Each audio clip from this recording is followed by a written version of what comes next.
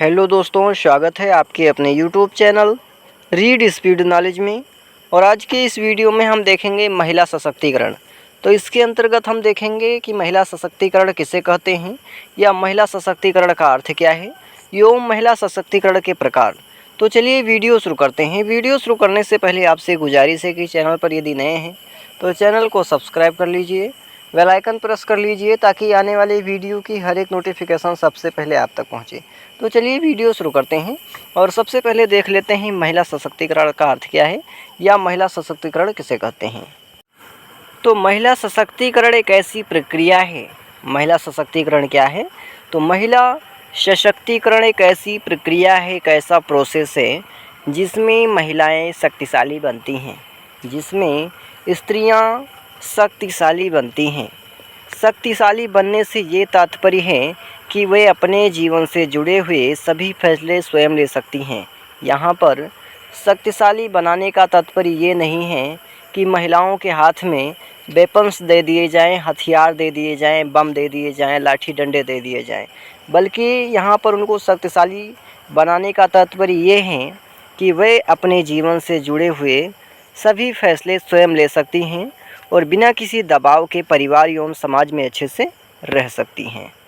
दूसरे शब्दों में हम इसको इस प्रकार से भी कह सकते हैं कि समाज में महिलाओं को वास्तविक अधिकार को प्राप्त करने के लिए, यानी महिलाओं को वास्तविक अधिकार को प्राप्त करने के लिए सक्षम बनाना ही महिला सशक्तिकरण है।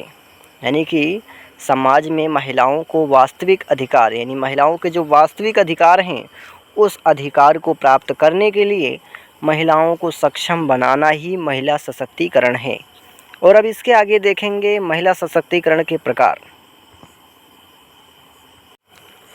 महिला सशक्तिकरण के निम्नलिखित प्रकार हैं जो अग्रलिखित हैं, जिसमें से पहला है सामाजिक सशक्तिकरण।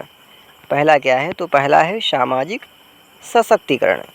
महिलाओं को समाज में, स्त्रियों को समाज में पुरुषों के समान अधिकार देना ही सामाजिक सशक्तिकरण है। यानी कि स्त्रियों को पुरुषों के समान ही अधिकार देना ही सामाजिक सशक्तिकरण है। अर्थात महिलाओं को घूमने फिरने की स्वतंत्रता, यानी कि घूमने फिरने की आज़ादी देना, वैवाहिक स्वतंत्रता, यानी विवाह के मामले में स्त्रियों की रजामंदी लेना, स्वीकृति लेना, पारिवारिक निर्णय लेने की स्वतंत्रता, परिवार में जो निर्णय लिए जाते हैं, जो फैसले लिए जाते हैं परिवार की अच्छाई और भलाई के लिए, उसमें स्त्रियों की भी सहमति होनी चाहिए। इसके लिए स्त्रियां भी स्वतंत्र होनी चाहिए। बच्चों के जन्म आदि के संबंध में उन्हें स्वतंत्रता देना ही सामाजिक सशक्तिकरण है। दूसरा है शैक्षिक सशक्तिकरण। दूसरा क्या है? तो दूसरा है शैक्षिक सशक्तिकरण। पुराने समय से ही स्त्री शिक्षा को पुरुषों की अपेक्षा कम महत्व दिया गया है। यानी कि प्राचीन समय से ही स्त्री शिक्षा को पुरुषों की अपेक्षा कम महत्व दिया गया है, जिस कारण स्त्रियां अपने अधिकारों के प्रति सजग नहीं हो पाई हैं। जिस वजह से जो स्त्रियां हैं अपने अधिकारों के प्रति, अपने राइट्स के प्रति सजग नहीं हो पाई हैं और तरह तरह से समाज में उनका शोषण होता रहा है। यानी सदियों से समाज में उनका तरह तरह से शोषण होता रहा है। इसलिए महिलाओं को पुरुषों के समान ही पढ़ने लिखने का अधिकार देना तथा नौकरियों में पुरुषों के समान ही भागीदार बनाना ही शैक्षिक सशक्तिकरण है, ताकि वह परिवार के भरण पोषण के साथ साथ एक आदर्श समाज का निर्माण कर सकें। तीसरा है आर्थिक सशक्तिकरण। तीसरा क्या है? तो तीसरा है आर्थिक सशक्तिकरण, यानी कि आर्थिक आधार पर महिलाओं का सशक्तिकरण करना। आर्थिक रूप से स्वतंत्र महिलाओं को शक्तिशाली लोगों के रूप में देखा जाता है। यानी आर्थिक रूप से, यानी धन दौलत के मामले में जो महिलाएं स्वतंत्र होती हैं उन्हें शक्तिशाली लोगों के रूप में देखा जाता है। काम के अवसरों तक समान पहुंच और सभी प्रकार के बाज़ारों में भागीदारी महिलाओं को असमानता की बाधाओं को तोड़ने और पारंपरिक लिंग भूमिकाओं को चुनौती देने में मदद कर सकती है। अतः महिलाओं को आर्थिक रूप से सशक्त बनाने का एक अन्य महत्वपूर्ण तरीका ये भी है कि उन्हें अपने घर चलाने के तरीके के बारे में अपने निर्णय खुद लेने में सक्षम बनाया जाए। यानी कि महिलाओं को अपना घर कैसे चलाना है इसका निर्णय लेने ही तो उन्हें स्वयं सक्षम बनाया जाए। ऐसा नहीं कि अपना विचार महिलाओं पर थोपा जाए, बल्कि घर को कैसे चलाना है यह विचार महिला को स्वयं लेने योग्य सक्षम बनाना चाहिए।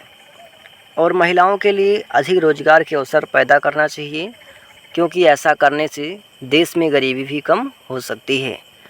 अब इसके आगे देखेंगे अगला जो है कि चौथा, धार्मिक सशक्तिकरण। चौथा क्या है? तो चौथा है धार्मिक सशक्तिकरण। महिलाओं को धर्म कर्म के मामले में भी पुरुषों के समान ही अधिकार देने चाहिए। यानी जो महिलाएं हैं, जो स्त्रियां हैं, उन्हें धर्म कर्म के मामले में भी पुरुषों के समान ही अधिकार देना चाहिए। प्रायः मध्यकाल के इतिहास में देखा जाता था कि स्त्रियों को पूजा करने और मंत्र उच्चारण करने की मनाही थी। यानी प्रायः मध्यकाल के इतिहास में देखा जाए तो उस समय स्त्रियों को, यानी कि महिलाओं को पूजा करने और मंत्र बोलने की आज़ादी नहीं थी। ना तो ये पूजा कर सकती थी, ना ही ये मंत्र बोल सकती थी। इस पर रोक लगाया गया था। लेकिन ऐसा नहीं करना चाहिए। क्यों? क्योंकि यदि वे अपने धर्म कर्म के बारे में कुछ भी नहीं जान पाएंगी, नहीं जानेंगी, तो अपने आने वाली भावी पीढ़ी को, आने वाली नवीन पीढ़ी को क्या संस्कार देंगी। अतः उन्हें धार्मिक रूप से भी सशक्त बनाना चाहिए। अगला है राजनीतिक सशक्तिकरण। अगला क्या है? तो अगला है राजनीतिक सशक्तिकरण। महिलाओं को राजनीति के क्षेत्र में भी स्थान देना चाहिए, ताकि वे महिलाओं की समस्याओं को उजागर कर सरकार तक पहुंचा सकें। यानी जो स्त्रियां हैं, इन्हें राजनीति के क्षेत्र में भी स्थान देना चाहिए, ताकि वे महिलाओं की समस्याओं को उजागर कर सरकार तक पहुंचा सकें और उनके निराकरण का उपाय कर सकें। महिलाओं के लिए नए अवसर तलाशे जा सकें। उनके अधिकार एवं अस्तित्व की रक्षा के लिए सरकार द्वारा बनाए गए राष्ट्रीय महिला आयोग, राज्य महिला आयोग जैसे संगठनों का सदुपयोग कर सकें और महिलाओं पर हो रहे अत्याचारों का विरोध कर सकें, उनकी आवाज़ को उठा सकें। इसलिए राजनीतिक सशक्तिकरण भी महिलाओं का होना चाहिए। तो आज के लिए इतना ही। मिलते हैं किसी और वीडियो में।